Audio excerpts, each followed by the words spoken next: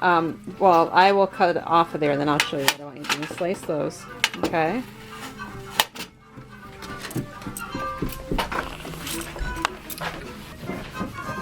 Hold on. Okay. All right, so we want chunky applesauce this time. Typically, if we want smooth applesauce, I have a Victorian strainer that it goes through, and I also just use an apple peeler, and it slices at the same time. But when we want chunky, I do it by hand. That way, I've washed my apples, and then I'm just, for this, I don't have a lot of apples to do right now, so I'm just putting my peels in here. I'll drain off the water, and we'll feed the peels to the chickens. And then, for chunky applesauce, I just slice it, and as I steam them, I'll use my potato masher.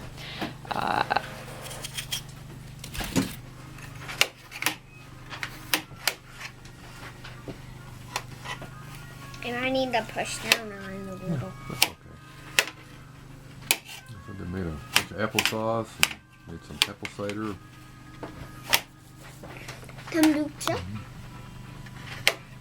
No, he didn't. You know, we should see if they have any apples. A chef is like a knight. He always finishes his deed. All right. Yeah, because somebody was done already, weren't they? Yeah, it's okay. I'm not done yet. It's okay if you want to be done. Okay, so applesauce is extremely easy. The only thing you need to keep mindful of is not to let it scorch as you simmer the sauce on the stove. The other thing to think about is the type of apples you use. The sweeter, the higher content of natural sugar in the apple means that there's that much less desire for to add sugar to your applesauce. So the sweeter apple you use, the less sugar required. Again, I go back to also organic sugar, at least in my entire household's opinion, is far sweeter than a regular or a non-organic sugar. So that's something else to consider if you're trying to keep your sugar content low. The only other thing to think about with applesauce is, do you like it smooth or do you like it chunky? As I stated earlier, we're making a chunky applesauce this time around. They have two different types of Victoria strainers if you prefer smoother applesauce. One is the old cone-shaped Victoria strainer, and you would steam your apples and you would put it through that. Now you can peel them before, you can peel them after. It's in that type of strainer, it's easier to peel them prior.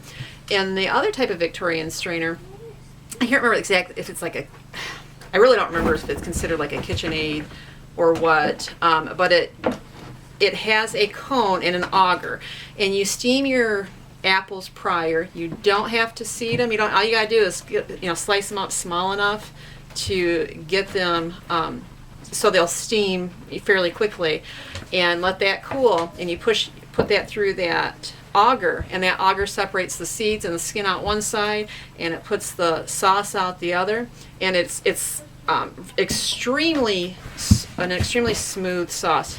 Boys, you need to stop whatever you're doing, please, because you're making a lot of noise down here, okay? Just be a few more minutes. Thank you.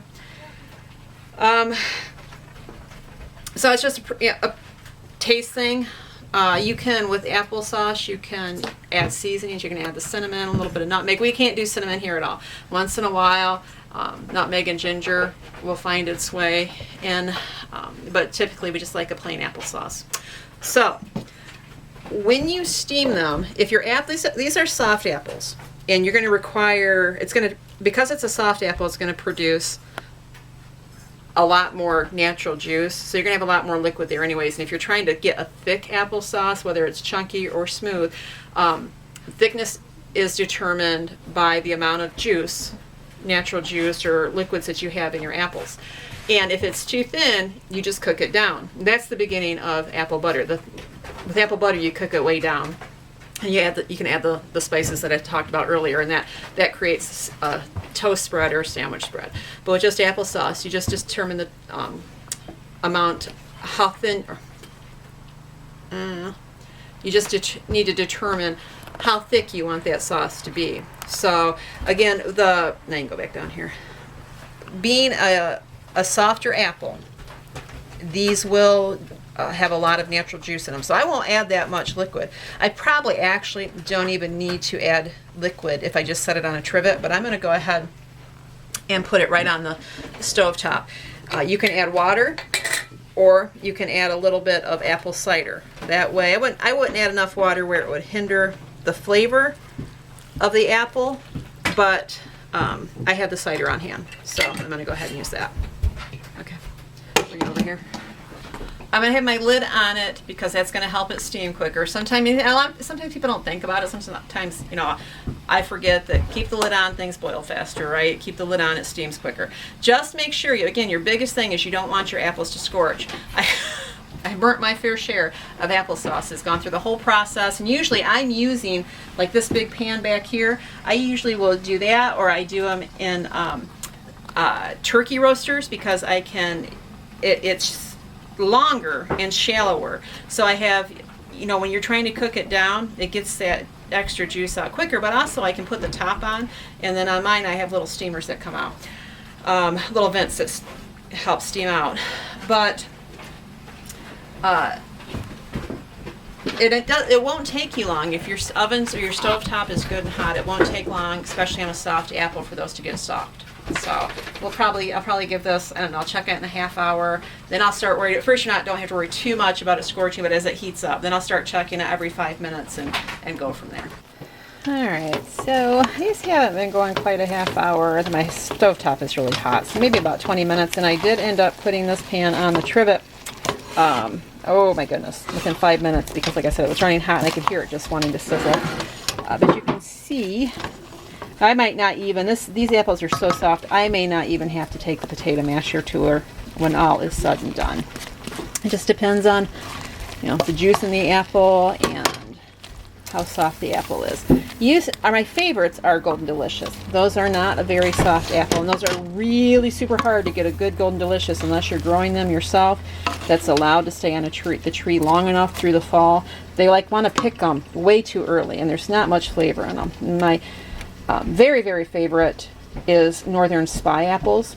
Those are hard to get, but if you're not growing them yourself, left on trees. And those are a harder apple, so those would have to cook a lot longer than these. I think these are I've got a Concord in here, and I honestly don't remember what the other apple is. One I had never heard before, but I wanted to try it, and was not a very sweet apple. These Concords are really sweet, which is amazing, because they're not typically a sweet apple like a Macintosh. So I was really pleased with that. Okay, so once you get your sauce, your apples are nice and soft. As you can see, mine are, and like I said, much of it,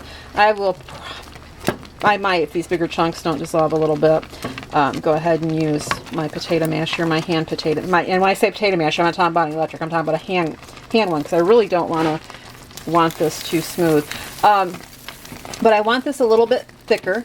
I had quite a bit of liquid in it, so I'm going to take the lid off now and cook it down that way a little bit, and my sauce is going to turn a little brown, and I am totally okay with that. Some people cannot handle that. It does not bother me, so just beware if you're making sauce and you take the lid off and it gets a little bit brown. It's not that pretty golden color you see from the store. Don't fret and be disturbed by it. This is what my sauce ended up being without using my masher. This is not my favorite masher. It drives me nuts. But there's a couple big chunks in there I would want to break up, and doesn't take much time at all. With cooking, as with any type of cooking, sweetening and spices, they're hard to tell if you get the right amount in until the product cools, because those things become stronger. The applesauce, though, is you want to get the sugar in, at least I like to get my sugar in, while it's hot, because it helps it to dissolve. And I can always, if you go back and you taste it's not sweet enough, you can always add and then reheat it up. It's kind of a little bit of extra work, especially if you're canning it. I won't can this, there's not enough here to mess with. But if you're canning it, everything's hot anyway, so you put the sugar in when it's hot.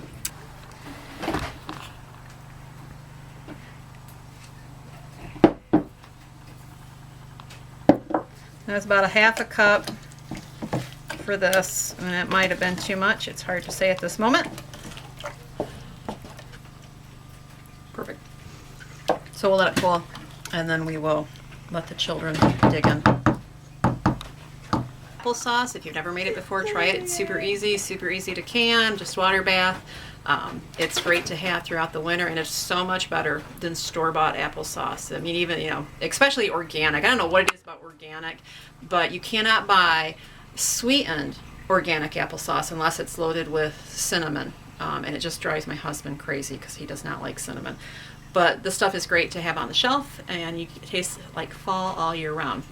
Zebulon says it smells like apple dumplings. Apple dumplings. All right. Cinnamon makes them howl at the moon. My little helpers in the kitchen. You guys are so good. Thank you. Peeling that.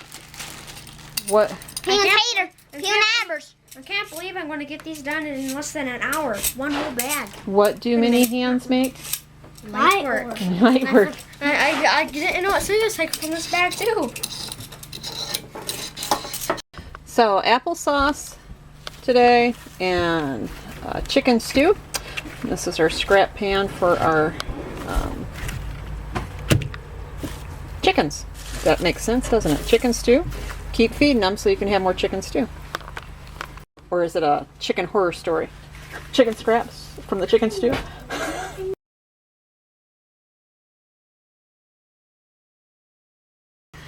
A lot of folks have been asking about my books. In fact, Josiah just reminded me that I actually did a video on it last year, that I was in the middle of writing 3 books. And one of them was finished, and I actually have that sent out to see if I can find a publisher for it.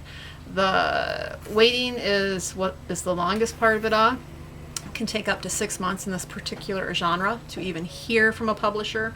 And being that I'm officially an unpublished author, meaning I have not had a debut book in the children's genre, it is very common to seek a publisher without an agent. So I haven't even tried for an agent in that.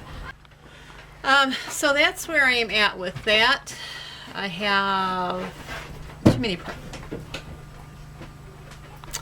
I guess 1 down, 2 to go. That's not too bad considering my track record for being timely. Don't laugh, Josiah. Huh? What? So don't laugh. Okay. So that's the update on that, and I've been waiting now. We're headed towards the 4th month, and I don't expect it to move any quicker than that. And honestly, you know, everything you read, I'm a member of the SCBWI, I think is what it is, Society for Children's Book Writers and Illustrators, which is kind of like a must-be in order to be marketable to publishers. And even then, it doesn't, you know, you're not guaranteed anything in that. It's just that it shows you are serious about your craft.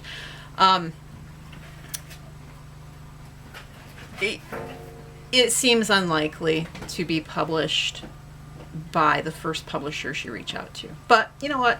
God is amazing, and His will be done. And if it's meant to be that way, it will be. Otherwise, I will have more work ahead of me for this. So I guess the journey is half of the fun. But thank you for everyone who's asked and inquired. I appreciate it. And that was brought on all because I showed you our scrap pan, and the book is about our rooster Red, and his favorite snack is carrots, and somehow our wayward bunnies that are free rangers have taken over his favorite snack. So that's what brought it all to light. I know, I'm rambling. And now you know all the story. Oh no. Sally's so pretty in her glasses. She's so pretty in her glasses. Yes, she is. Aren't those pretty on her?